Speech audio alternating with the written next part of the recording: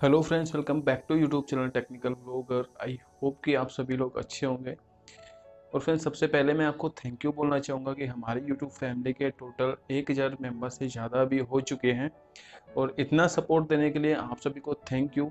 और जैसा कि मैंने आपसे प्रॉमिस किया था कि जब 1000 सब्सक्राइबर हमारी यूट्यूब फैमिली के कंप्लीट हो जाएंगे, मेरी लाइफ की जो जर्नी है, जो स्ट्रगल रहा है, वो आपके साथ शेयर करूँगा।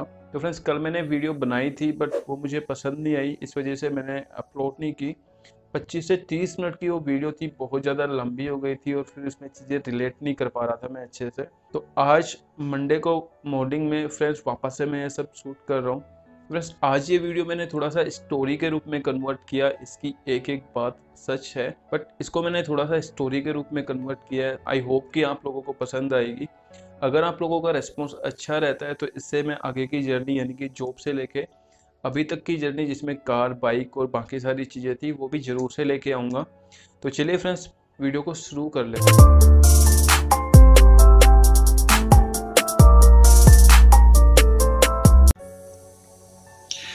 राजस्थान राज्य के अलवर ज़िले में एक छोटा सा गांव था जहां पर एक छोटा सा परिवार रहता था। इस घर का मुखिया ट्रक चलाकर अपने परिवार का पालन करता था। इस घर में एक छोटा सा बच्चा भी था जो कि अपने गांव की छोटी सी स्कूल में पढ़ने जाया करता था। स्कूल टाइम में वो बहुत मन लगाकर पढ़ाई किया करता था।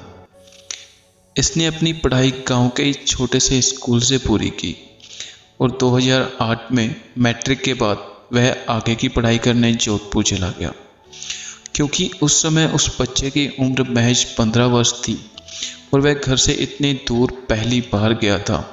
तो उस दूर के शहर में वो बिल्कुल अकेला पड़ गया था और इसी वजह से उसका मन पढ़ाई में भी बिल्कुल नहीं लगता था। यह अकेलापन उसे कुछ ऐसे दोस्तों की तरफ खींच लाया जहाँ से उसने महज 16 वर्ष की उम्र में सिगरेट और शराब पीना शुरू कर दिया और अब पढ़ाई से उसका दूर दूर तक कोई नाता नहीं था। और इसी वजह से वह अपने पहले साल की एग्ज़ाम में 3 पेपर में फेल हुआ। अपने पढ़ाई के दूसरे साल में आते आते उसे ये समझ में आ चुका था कि वह अपनी पढ़ाई 3 साल में पूरी नहीं कर पाएगा। तो उसने अपनी पढ़ाई पर ध्यान देना शुरू किया और कड़ी मेहनत करने लगा। देखते ही देखते उसने अपने सारे पेपर भी क्लियर किए, परंतु आखिरी सेमेस्टर में एक पेपर में वो फेल हो गया और इसी वजह से कोई भी कंपनी उसे जॉब देने के लिए तैयार नहीं थी। अब जब वह 2011 में अपने घर वापस लौटा तो वह यह सोचकर बहुत दुखी हुआ कि उसने अपने ज़िंदगी के 3 साल गंवा दिए और अब भी एजुकेशन के तौर पे उसके पास सिर्फ मैट्रिक था। अब उसने कंपनी जाकर जॉब के लिए गुहार लगाई। कंपनी थी कि उसे लेबर तक का काम देने के लिए तैयार नहीं थी। कुछ दिनों तक ऐसे ही घूमने के बाद में उसने निश्चय किया कि वह अब सरकारी नौकरी की तैयारी करेगा और शहर में जाकर उसने एक कमरा किराए पर ले लिया और मन लगाकर पढ़ाई करने लगा। क्योंकि उसके पास मैट्रिक के अलावा कोई डिग्री नहीं थी तो उसने 12th का प्राइवेट फॉर्म लगाया।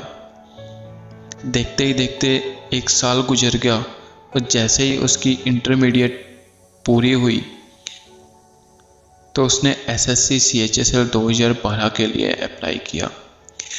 अब समय के साथ वो काफ़ी समझदार हो गया था और अब वह अपने पिता पर बोझ नहीं बनना चाहता था। इसीलिए पढ़ाई के साथ साथ वह रात में शादी और पार्टियों में जाकर वेटर का काम किया करता था। अब उसकी ज़िंदगी फिर से बिल्कुल बदल चुकी थी। अब वह दिन रात मन लगाकर मेहनत करने लगा। देखते ही देखते SSC CHSL का एग्ज़ाम आया और आज भी उसे अच्छे से याद है कि परीक्षा के दिन वो किस तरीके से किसी और की साइकिल मांगकर दौड़ते भागते सेंटर पहुंचा था। जब एग्ज़ाम का रिजल्ट आया तो उसके मार्क्स थोड़े कम थे, बट इस बार किस्मत उसके साथ थी, क्योंकि शायद ऊपर वाले ने वो सूजी हुई आंखें देखी थी जो दिन में पढ़ाई और रात में वेटर का जॉब करने से हुई थी। कुछ दिन बाद जब एग्ज़ाम का फाइनल रिजल्ट आया उसमें उसका सिलेक्शन हो चुका था और यही वो जरिया है जिसकी वजह से आप ये कहानी सुन रहे हैं।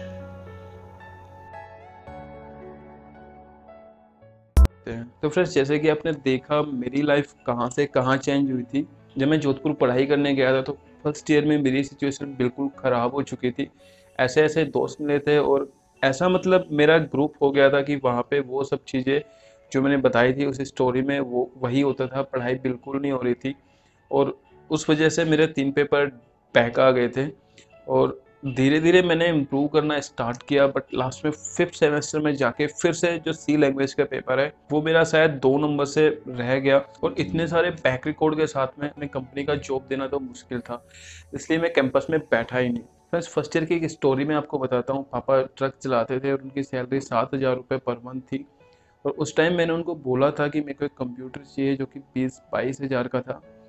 और अभी मेरे को समझ में आता है कि वो कंप्यूटर पापा ने मुझे किस तरीके से दिलाया होगा। तो फ्रेंड्स, कॉलेज का टाइम ऐसा था जहाँ पे मेरे को घर के बारे में कुछ नॉलेज नहीं था, कैसा सब कुछ चल रहा है। कॉलेज सबका ऐसा होता है, खासकर इंजीनियरिंग कॉलेज, वहाँ पे जो एक्सपेक्टेशन है वो कुछ ज़्यादा ही हाई हो जाती है। हमको लगता है कि अब तो सब कुछ हम ही हैं और जैसे ही हमारी एजुकेशन कंप्लीट होगी हमारे हाथ में बहुत बड़ी जॉब होगी। बट हकीकत कुछ अलग होती है जो धीरे धीरे समझ में आती है। इसके बाद फ्रेंड्स, जब मैं कंपटीशन की तैयारी कर रहा था, अभी तक मुझे सब कुछ समझ में आ चुका था, तो धीरे धीरे मैंने ज़्यादा पढ़ना स्टार्ट किया और धीरे धीरे पढ़ाई का एक जुनून सा सवार हो गया। मुझे जितना भी टाइम मिलता था, कभी कभी ऐसा होता था कि शाम को मैं 6-7 बजे से पढ़ाई कर रहा हूँ और मॉर्निंग के सुबह 6-7 एक ही जगह बैठे बैठे हो जाते थे। मतलब जब मैंने पढ़ना स्टार्ट किया उसकी कुछ लिमिट नहीं थी, मैं जितना पढ़ सकता था उतना उस टाइम पढ़ाई करता था, क्योंकि मुझे बस उस टाइम एक ही चीज़ दिखाई देती थी कि कैसे भी करके मुझे जॉब लेना है। फ्रेंड्स, पढ़ने का जुनून इतना ज़्यादा था कि जब मैं रूम पे रहता था तो मेरे फ्रेंड का गैस सिलेंडर मैं यूज करता था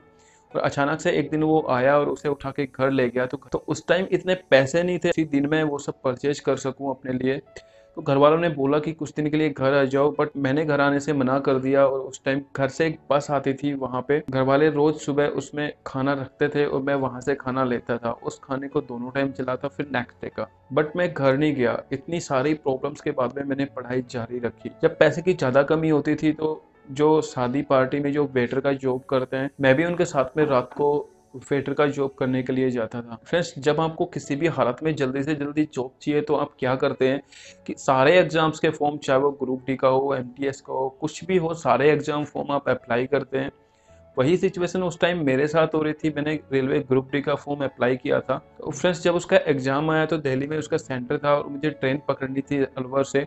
रात को 12 बजे के करीब ट्रेन थी और रूम पे मैं और मेरा फ्रेंड रूम से पैदल पैदल चल के लगभग 4-5 किलोमीटर स्टेशन पे गए। वहाँ पे जाके हम दोनों ट्रेन में बैठ गए। पर पता नहीं अचानक से ऐसा हुआ, मेरे माइंड में आया कि अगर मैं इस जॉब के एग्जाम के लिए चला जाता हूँ और अगर गलती से मेरी ये जॉब लग भी जाती है तो मैं इसी जॉब में रह जाऊँगा। और फ्रेंड्स, वो मेरे लाइफ का बहुत बड़ा डिसीजन था, क्योंकि उस टाइम मेरी तैयारी काफ़ी अच्छी थी। बट उस दिन मैं उस ट्रेन से उतर के वापस आ गया। मेरे फ्रेंड ने मुझे बहुत समझाया था कि एग्ज़ाम दे लो, ज्वाइन मत करना। बट मैंने कहा नहीं यार, ये मेरे से नहीं होगा, क्योंकि अगर मेरा सिलेक्शन हो गया तो ज्वाइन नहीं करूं, ऐसे मेरी परिवार की सिचुएशन नहीं थी। अगर मेरी जॉब लग जाती तो मुझे कैसे भी करके वो ज्वाइन करना ही था। तो फ्रेंड्स, ये था मेरी लाइफ का स्कूल से लेके पहली जॉब तक का सफ़र। टाइम वो था जब कॉलेज में मैं बिल्कुल पागल हो गया था, कुछ और ही चीज़ों में चला गया था। बट एक टाइम वो था जब मैं दिन रात पढ़ाई करता था। फ्रेंड्स, मेरे लिए सबसे अच्छा ये हुआ कि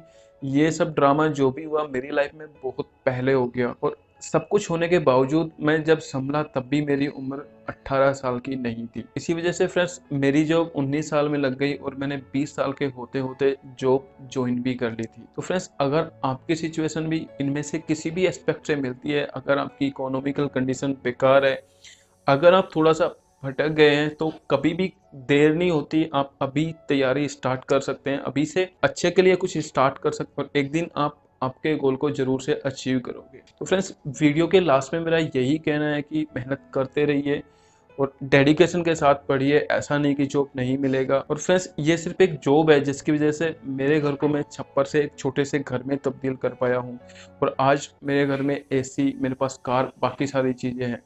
तो फ्रेंड्स, आज की वीडियो में बस इतना ही मैं कवर कर पाऊंगा, क्योंकि वीडियो बहुत ज़्यादा लंबा हो जाएगा। फ्रेंड्स, अगर आप इस वीडियो से थोड़ा बहुत भी मोटिवेट हुए हो तो मेरी एक रिक्वेस्ट है कि इस वीडियो को आप ज़रूर से किसी ना किसी को शेयर कीजिए जिसको थोड़ी सी भी मोटिवेशन की ज़रूरत है। तो फ्रेंड्स, आज की वीडियो में बस इतना ही। अगर आपको ये वीडियो पसंद आती है तो कमेंट बॉक्स में ज़रूर बताना कि मुझे यहाँ से अगला जो पार्ट है वो लेके आना चाहिए कि नहीं लेके आना चाहिए।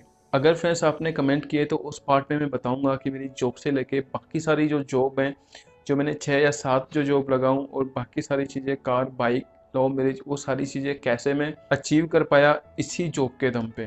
तो फ्रेंड्स, हंसते रहिए, मुस्कुराते रहिए। मेरा नाम है संदीप, आपसे लेता हूँ विदा। जय हिंद, वंदे मातरम, बाय बाय।